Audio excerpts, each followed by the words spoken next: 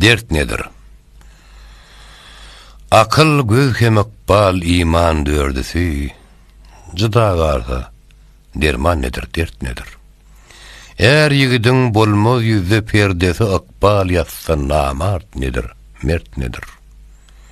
Yağışı derde düşür, ağlar yamana. Namart gara görse gelir amana, nesip eylep münse yörgür samana, tanıyı bilmez başı nedir, art nedir?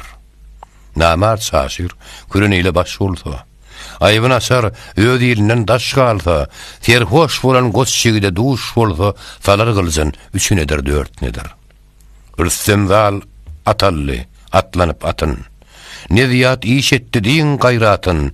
Pelen gazaplanıp vursa haybatın. Durabilmez barf nedir, gurt nedir?